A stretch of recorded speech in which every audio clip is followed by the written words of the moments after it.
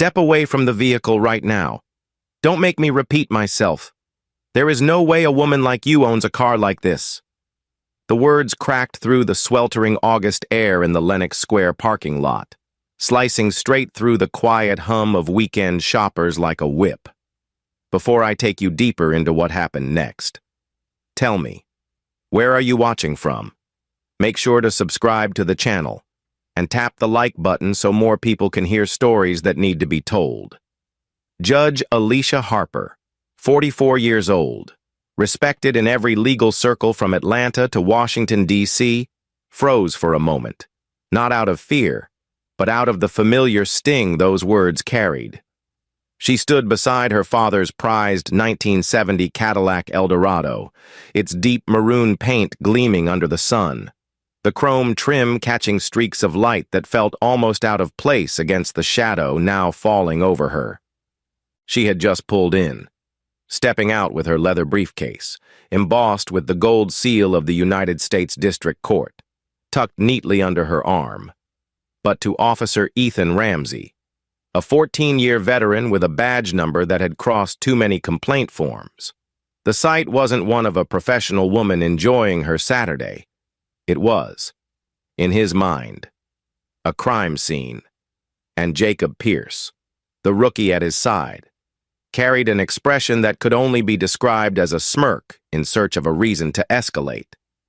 Phones began to rise in the crowd.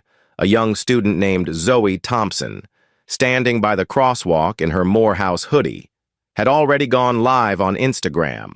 Her feed jumped from 1,000 to 4,000 viewers in minutes, comments scrolling fast. "Racial profiling. Is this really happening in 2024? Stay strong. Sis." Alicia, her posture still straight, lifted her chin and met Ramsey's glare. "Officer, this vehicle belongs to me," she said, her voice calm yet deliberate. "I can explain if you'll allow me to speak." Ramsey's eyes flickered to the Cadillac, then back to her. "A $90,000 classic?" "Not likely," he said, "just loud enough for the growing crowd to hear." Pierce stepped forward, his tone sharper. "Show us your ID now, or we'll have no choice but to put you in cuffs." The air shifted. Those nearby could feel the tension winding tighter, the kind that could snap into something ugly without warning. Alicia glanced briefly at her briefcase on the passenger seat. Inside, beyond her ID, were confidential case files, including details of a misconduct investigation that named Officer Ethan Ramsey himself. She knew that if she reached for it now, the moment would spiral. Clara Mitchell, 70 years old and moving with the determination of someone half her age, pushed through the crowd. She had worked decades as a court stenographer and had seen Alicia preside over cases with fairness and force. "That's Judge Harper," she called out, her voice cutting above the murmurs. But before the recognition could shift the tide, Pierce snapped, "Back away, ma'am, or you'll be arrested for obstruction." Zoe's phone screen showed the viewer count climbing past 6,000. Comments came faster. "Get his badge number. Call Channel 11 News." Alicia's phone, tucked in her pocket, buzzed with the name Chief Justice Eleanor Grant flashing on the screen. She was supposed to be on a secure video call within the next half hour. A vote that would decide whether a police reform bill passed with a narrow 5-4 margin. Every second she stood here, humiliated in front of strangers. That vote crept closer to slipping away. Ramsey moved closer, his shadow stretching across her blouse. "Place your hands on the hood," he ordered. The Eldorado's polished surface reflected her image back to her, composed, but with eyes that burned from a lifetime of moments just like this.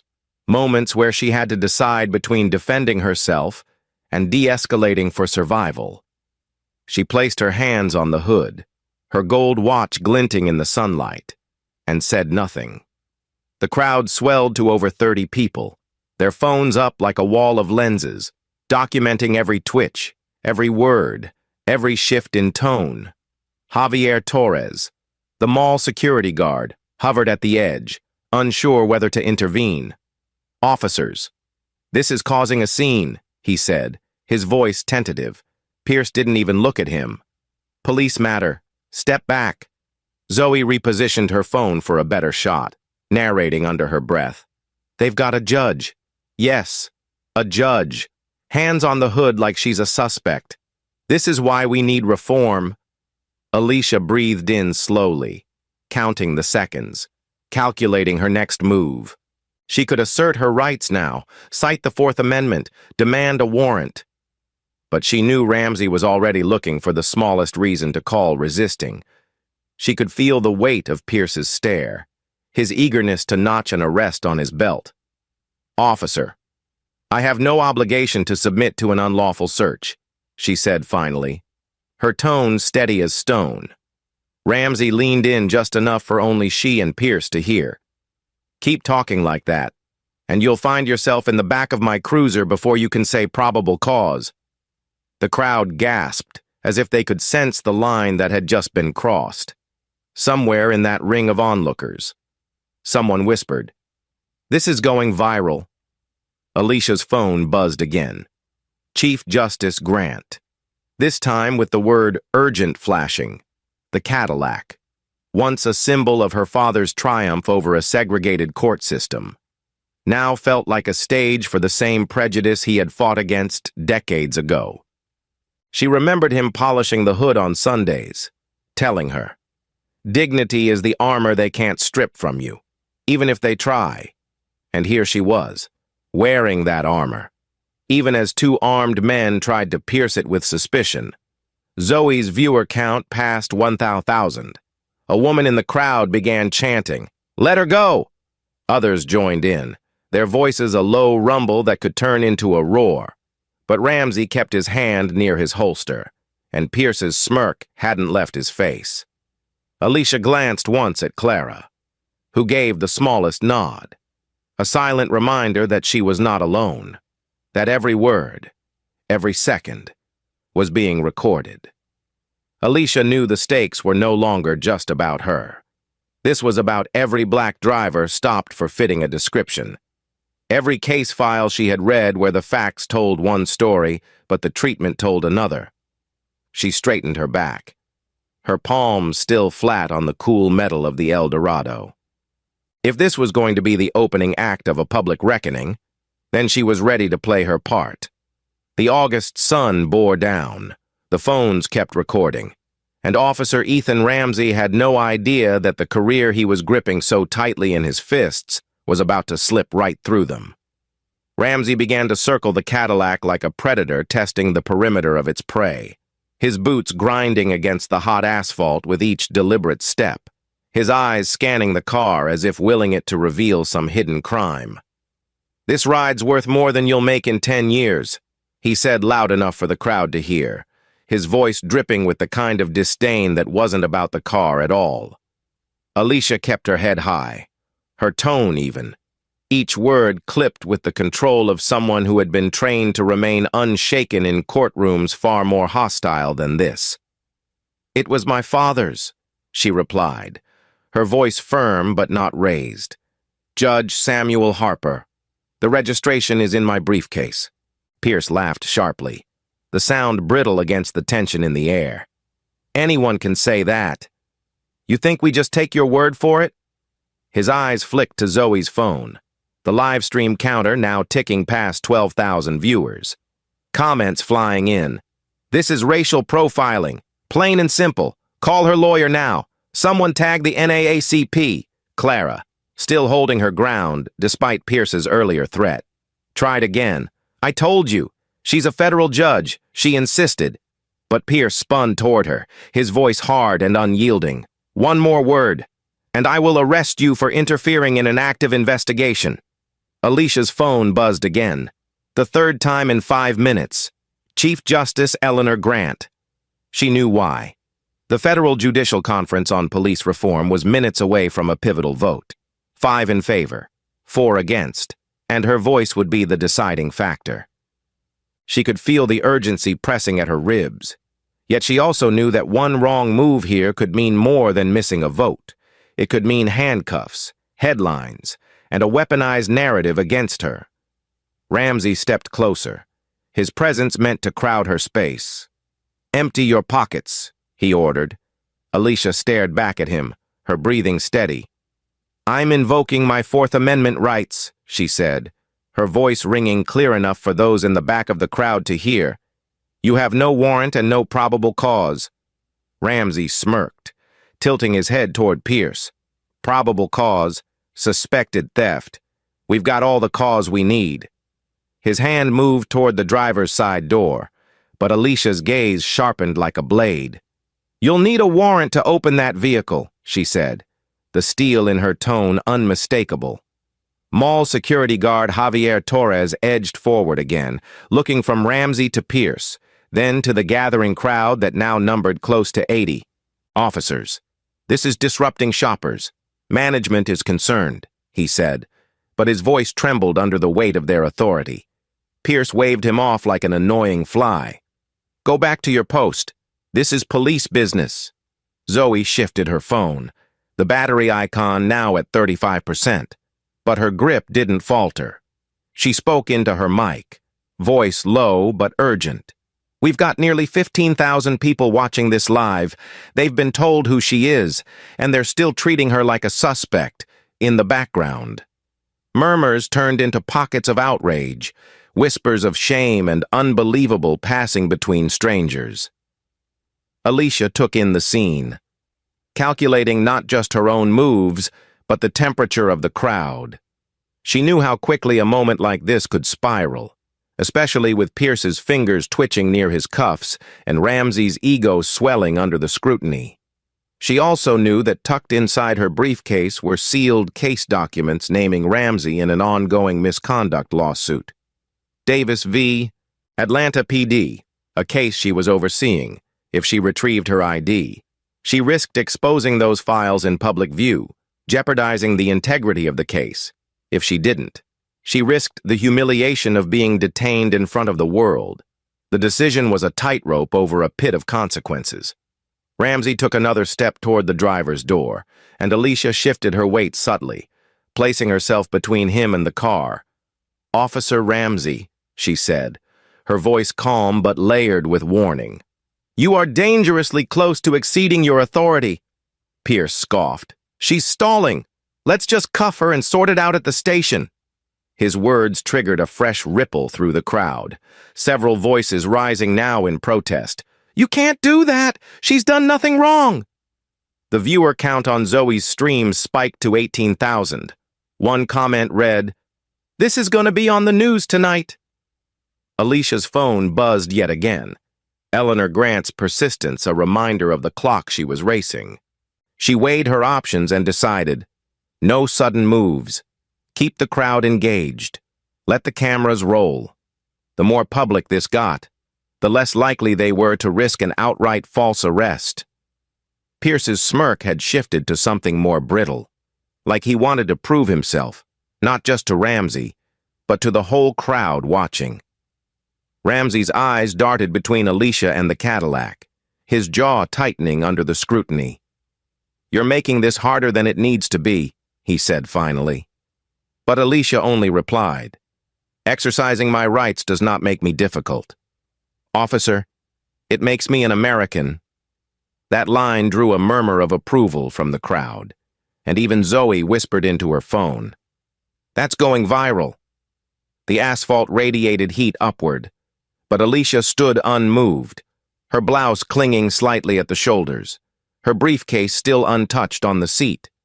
She was acutely aware that 10 minutes had already passed since the confrontation began, and that 10 minutes from now, the vote on reform could be over without her.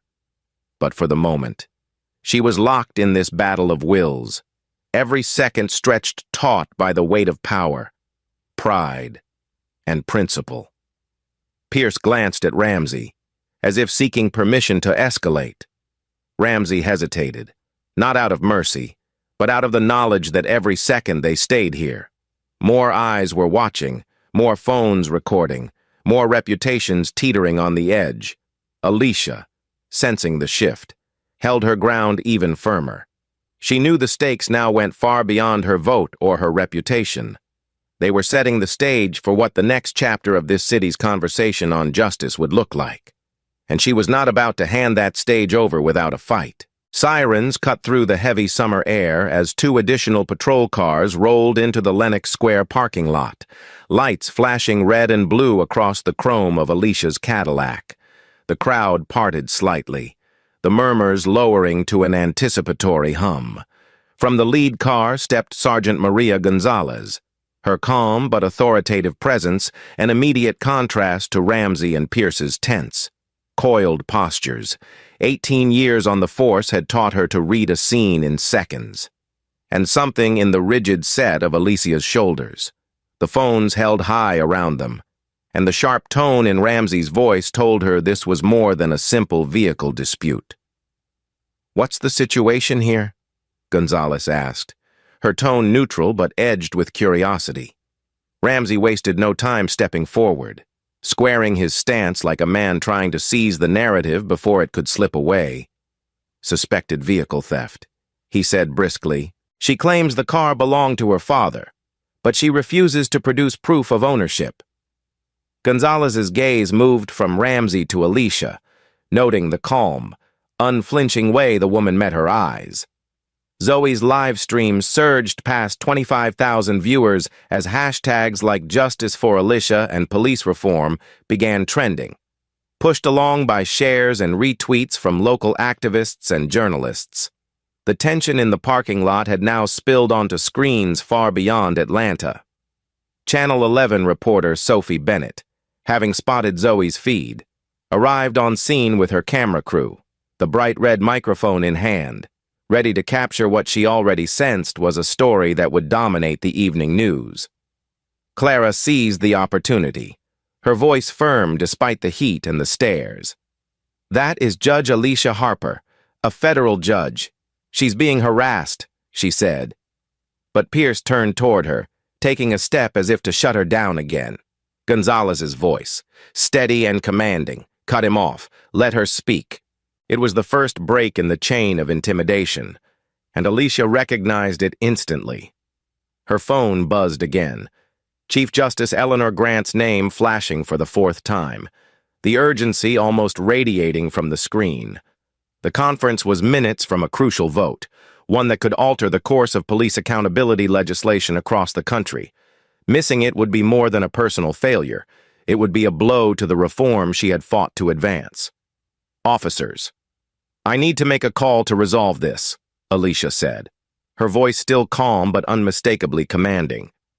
"No calls until we're finished here," Ramsey snapped, the tightness in his voice betraying how much control he felt slipping away. Pierce's eyes narrowed as he stepped closer.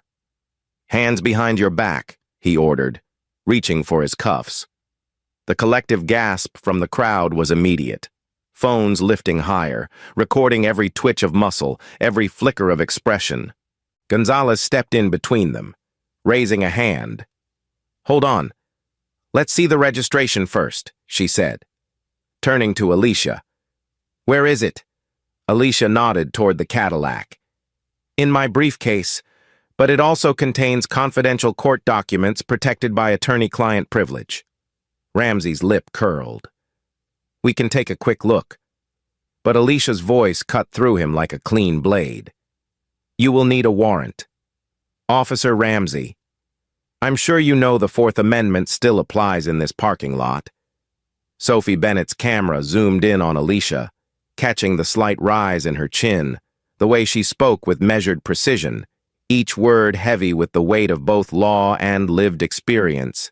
Behind her, the heat shimmered off the asphalt, the scent of engine oil mixing with faint hints of perfume and sweat in the August air. Zoe adjusted her phone angle, making sure both Alicia and the officers were in frame, whispering to her growing audience. "She's holding her ground like a pro. This is history right here."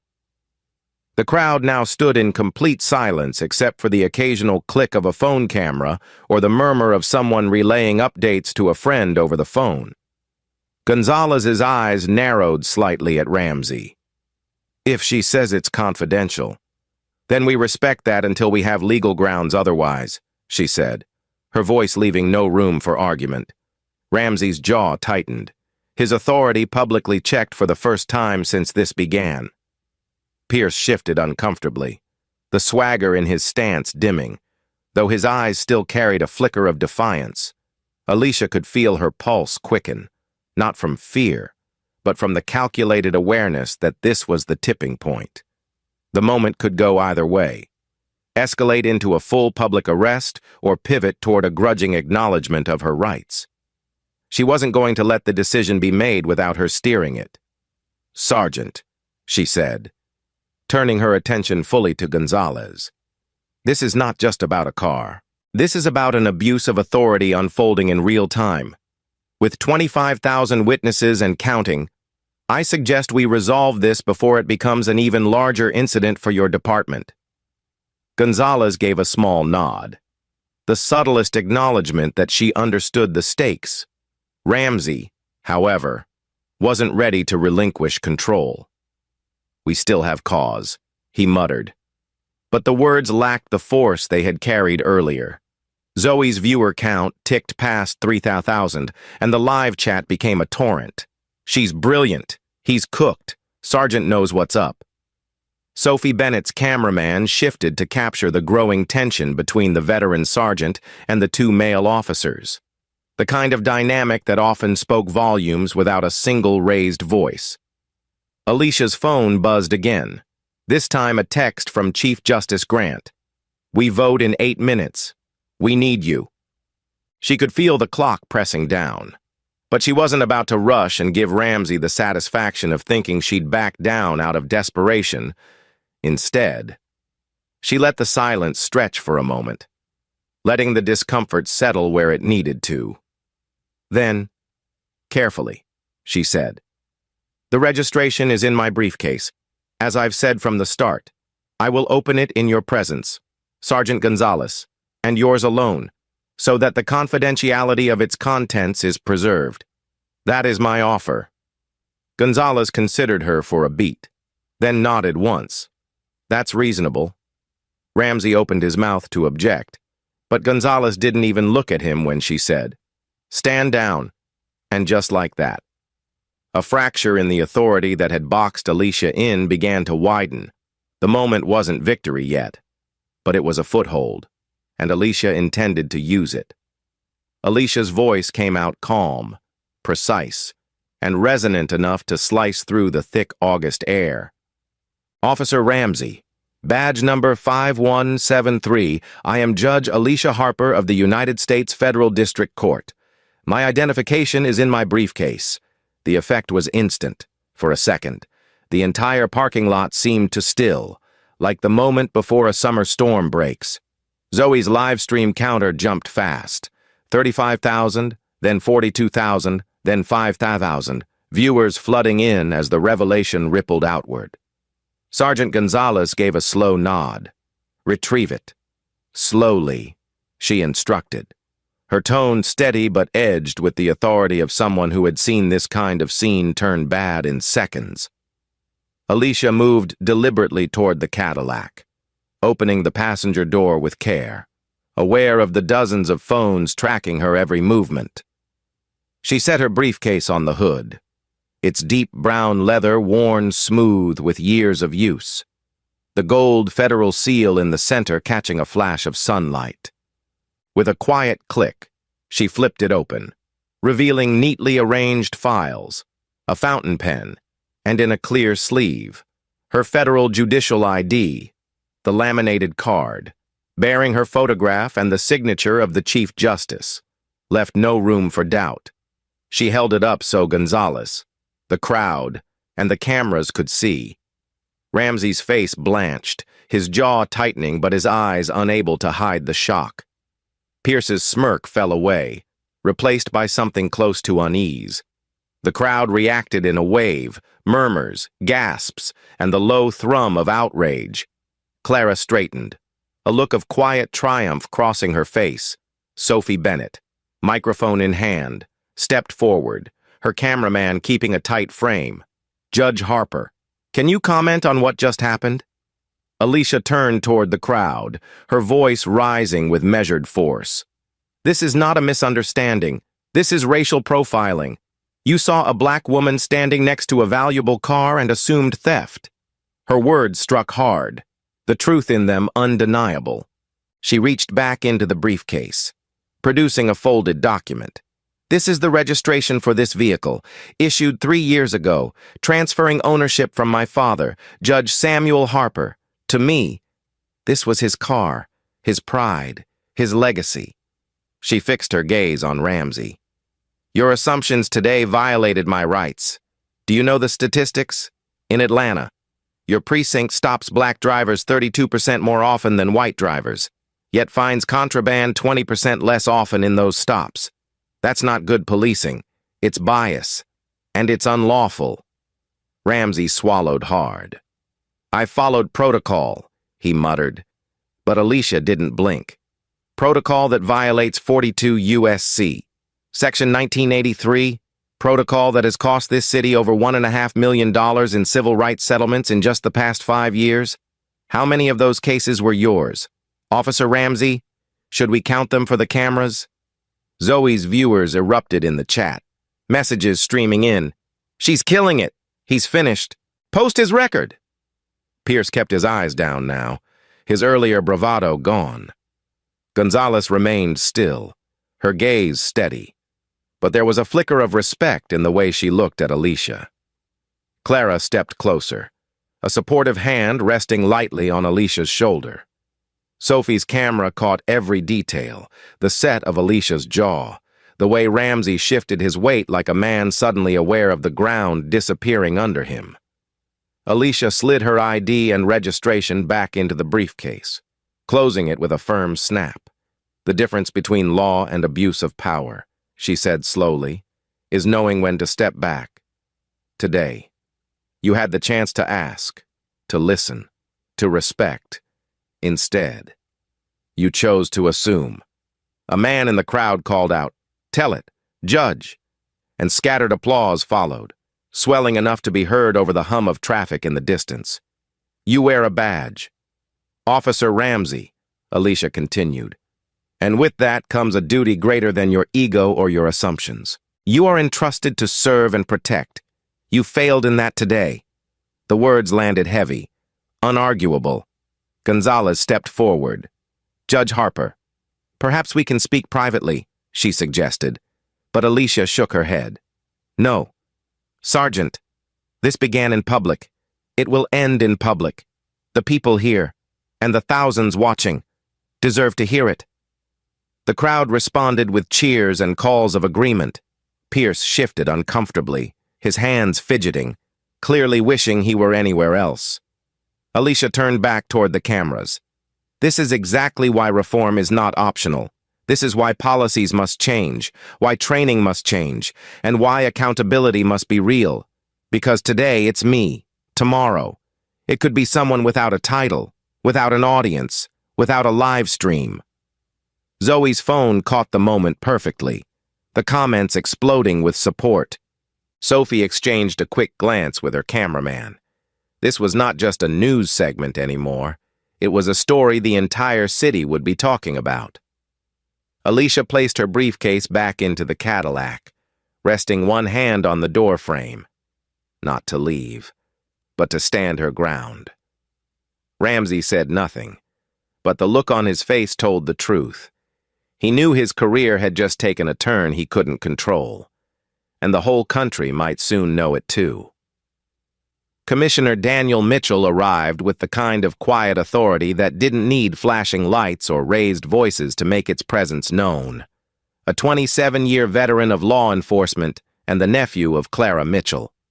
He stepped out of his unmarked SUV in a crisp navy suit, his badge clipped discreetly at his belt. His eyes swept the scene in a single glance. The crowd pressed in close, phones still recording. Sergeant Gonzalez standing with measured calm, Ramsey pale and rigid, Pierce stiff but restless, and at the center of it all, Judge Alicia Harper, unshaken, her briefcase once again in her hand. Judge Harper, he began, his voice low but carrying. I want to apologize on behalf of the Atlanta Police Department for this violation.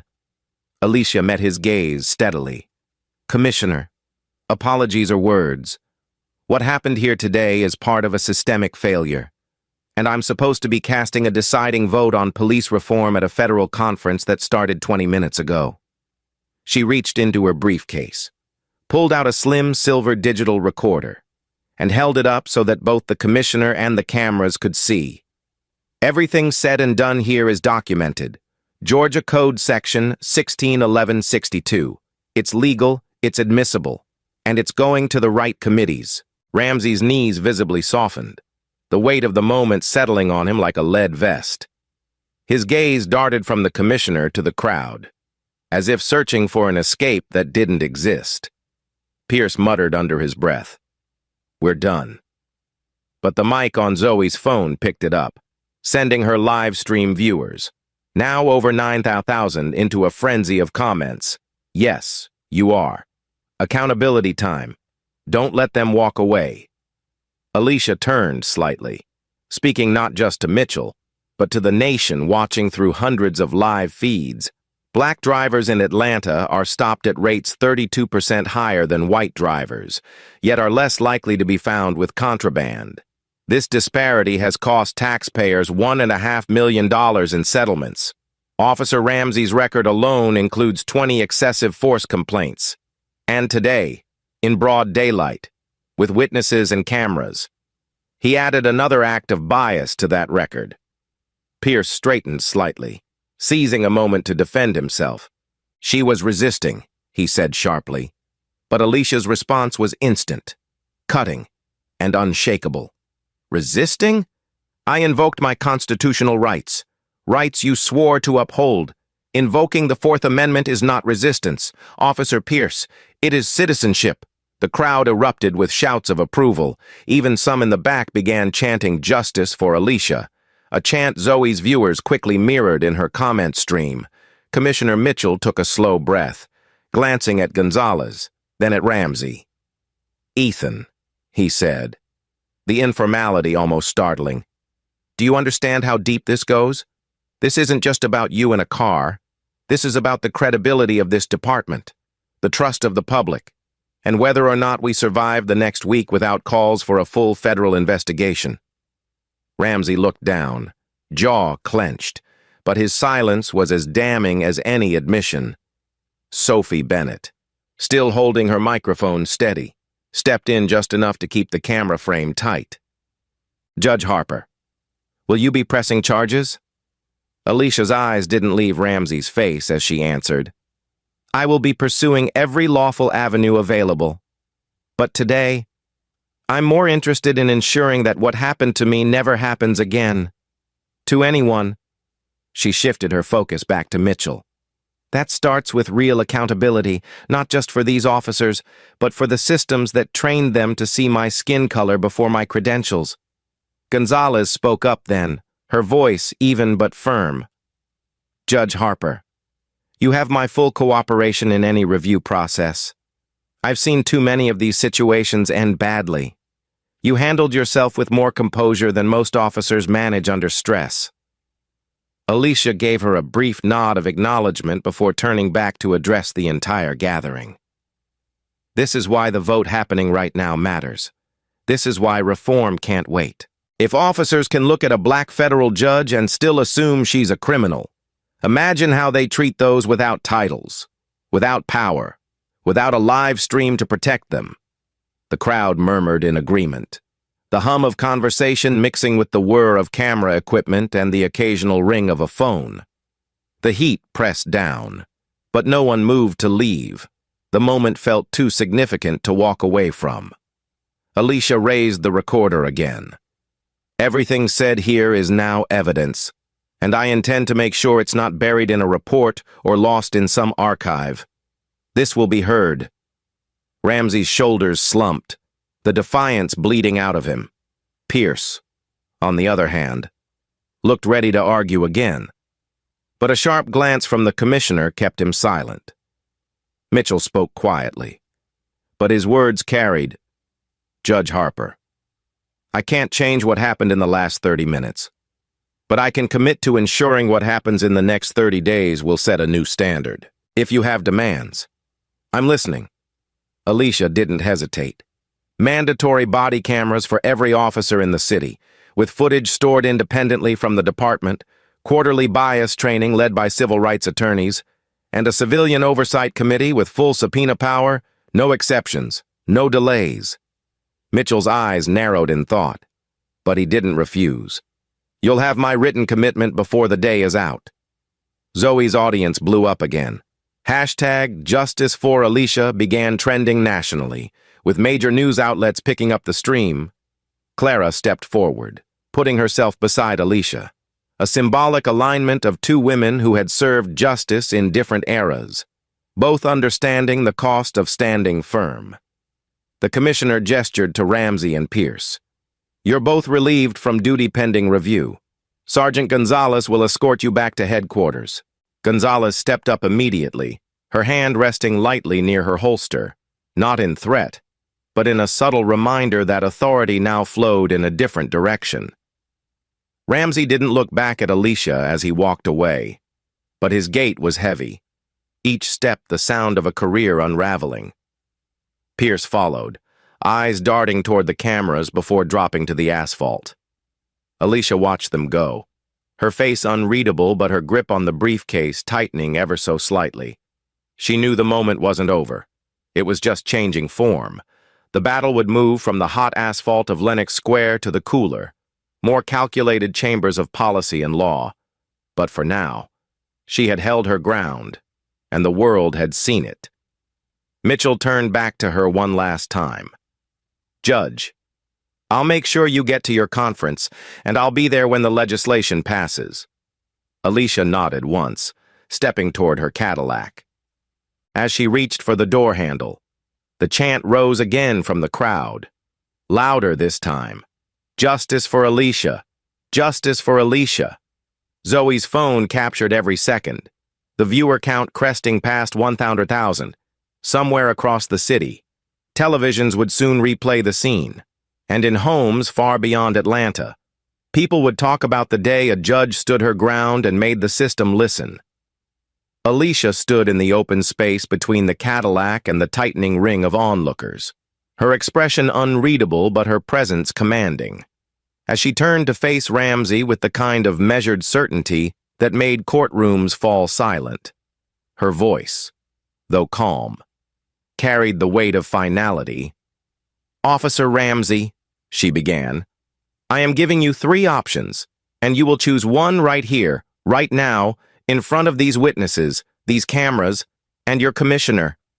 She lifted one hand slightly, palm open, as if laying the choices on a scale for all to see. Option 1, immediate suspension and a full federal investigation under 42 U.S.C., Section 1983, which could lead to criminal charges, loss of pension, and a permanent record in the National Misconduct Database. She paused just long enough for the words to settle in, the weight of them making Ramsey's jaw tighten. Option 2, accept a demotion, complete 300 hours of certified anti-bias training, and testify, under oath, before the Georgia State Legislature about the patterns and causes of racial profiling in your department. Your name will be public, your testimony will be public, and you will commit to serving as an example of accountability in action. Her tone sharpened for the last choice. Option 3, retire today, effective immediately. You will keep your pension, but you will never work in law enforcement again. You will leave without the stain of a criminal record, but with the understanding that your career is over. The parking lot went completely still. Even the hum of passing cars seemed distant, muffled by the gravity of what was being said. Phones recorded from every angle, and Zoe's live stream counter ticked past 12,000 viewers, the chat scrolling too fast to read. Pierce leaned slightly toward Ramsey, muttering just loud enough for a few nearby to catch. Don't cave, Ethan. They can't force this. Gonzalez's eyes snapped to him, a glare that carried the warning of someone who had no patience left for arrogance. Commissioner Mitchell stepped closer, his voice low but firm. Choose carefully. Ramsey, this moment will define not just the rest of your career, but the rest of your life. Ramsey's eyes darted from Alicia to the crowd, to the commissioner, then back again. Sweat beaded along his hairline, glistening in the heat. His hands, which had been at his sides in a show of forced composure, now twitched slightly. The cameras caught every micro-expression, every faltering breath. Alicia didn't move, didn't rush him. She let the silence stretch, letting the weight of the decision press in on him until the only escape was forward. Finally, Ramsey's voice broke the stillness, quieter than before, stripped of the earlier edge. "Option 2, he said, swallowing hard. "I'll take the demotion. I'll do the training. I'll testify." His words seemed to release a collective exhale from the crowd, though not everyone looked satisfied. Some shouted, "Too easy." Others nodded, acknowledging the power of forcing a public figure to confront his actions in front of the nation. Alicia's chin lifted slightly in acknowledgement, but her voice remained as steady as when she had begun. "Accountability begins now," she said. She reached into her briefcase and withdrew a single printed memorandum. Already prepared, already signed, detailing her demands for departmental reform. She handed it directly to Commissioner Mitchell. "This is a framework for change. Mandatory body cameras for every officer, funded at an annual cost of $3.5 million, quarterly anti-bias training, budgeted at $600,000 every quarter, and a civilian oversight board with full subpoena power and independent funding. This is not negotiable." Mitchell took the paper, reading the first lines before looking up at her with a measured nod. "I'll put this in motion immediately. You have my word." Zoe's camera zoomed in on the handoff, her viewers reacting in real time. She came prepared. "This is history. Memorize that list." Clara's expression softened into something between pride and relief, though her posture remained firm, a silent reminder that moments like this came from years of endurance. Gonzalez, still standing near Ramsey and Pierce, addressed Alicia directly. "Judge Harper, I will personally see to it that the training is completed and documented, and I'll make sure the Oversight Board gets the authority it needs." Alicia gave her a brief nod. "Good. Because reforms written on paper mean nothing without enforcement." The crowd began to buzz again, voices rising as the reality of what they had just witnessed sank in. This wasn't just an apology. This wasn't a press release or a promise to look into it.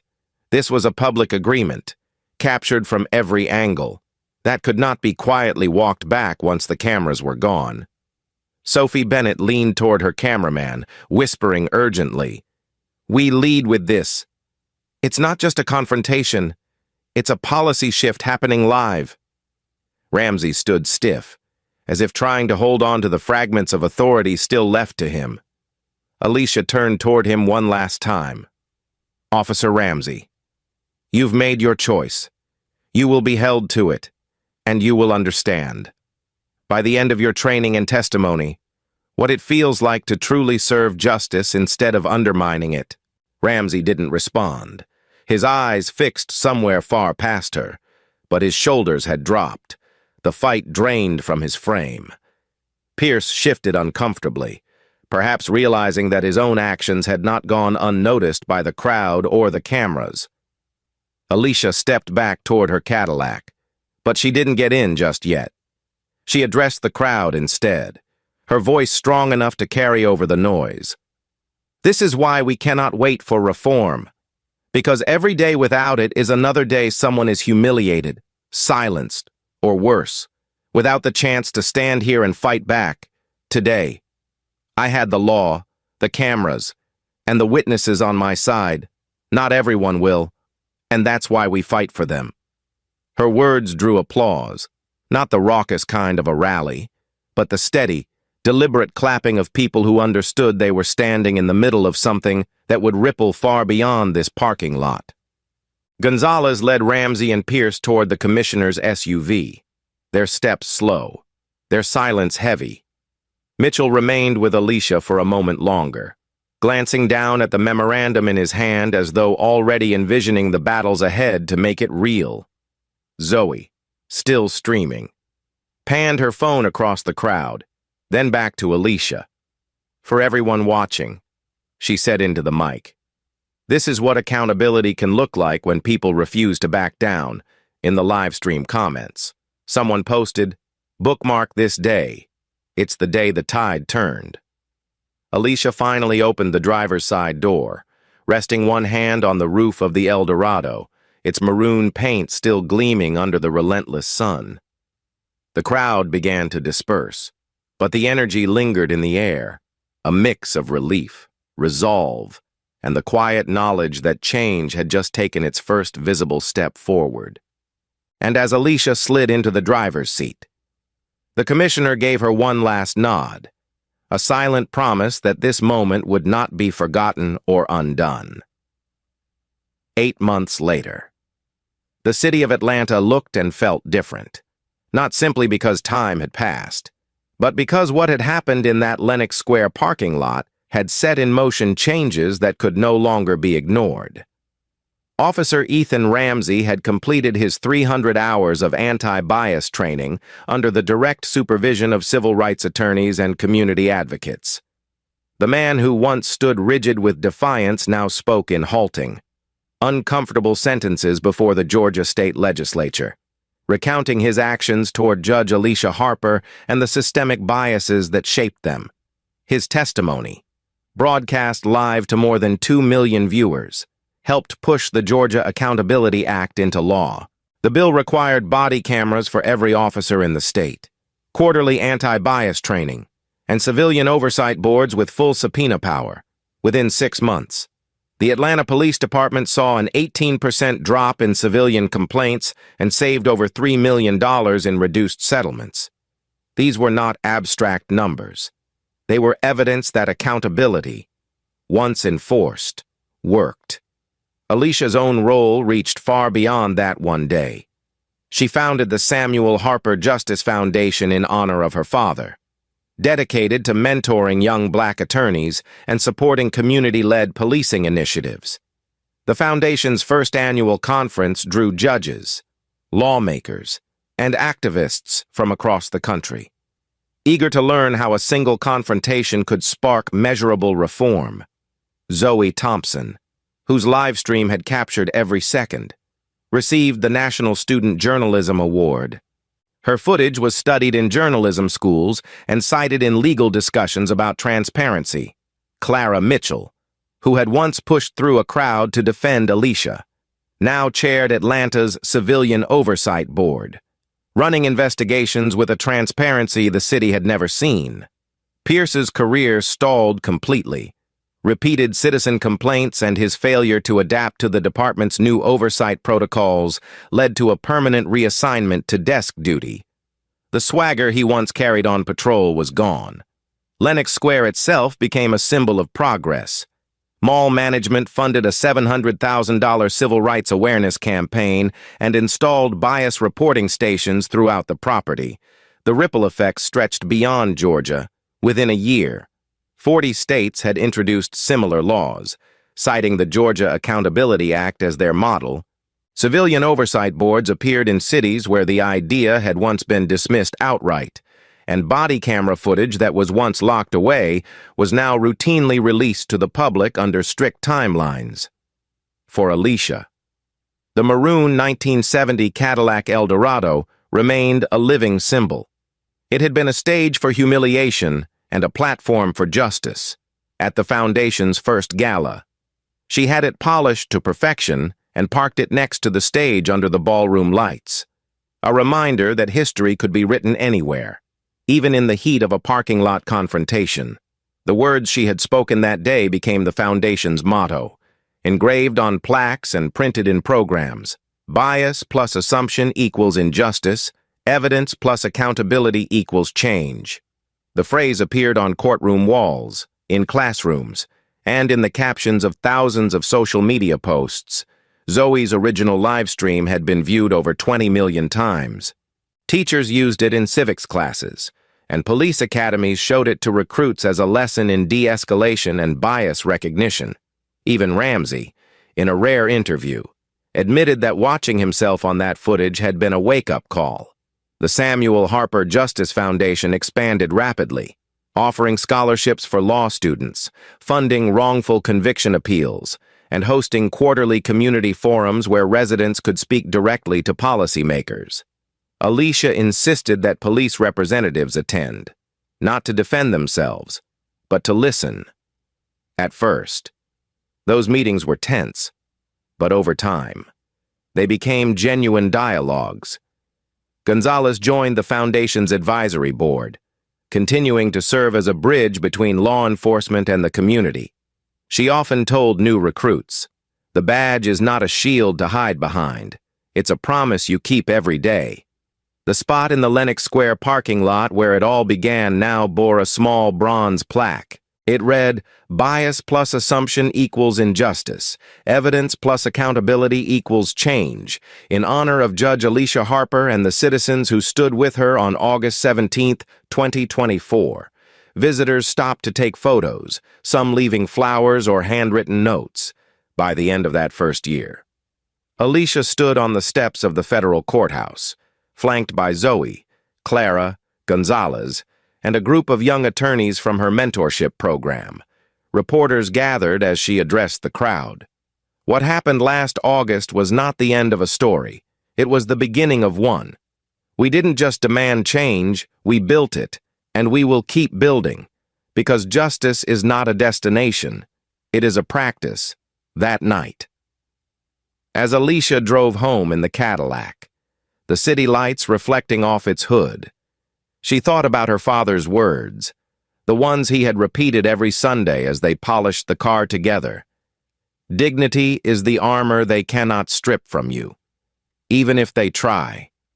She smiled, knowing she had worn that armor well, and that now, because of one afternoon in Atlanta, thousands more people were forging their own. If this story moved you, comment where you're watching from, subscribe, like, and share. Thank you for watching and for standing with justice.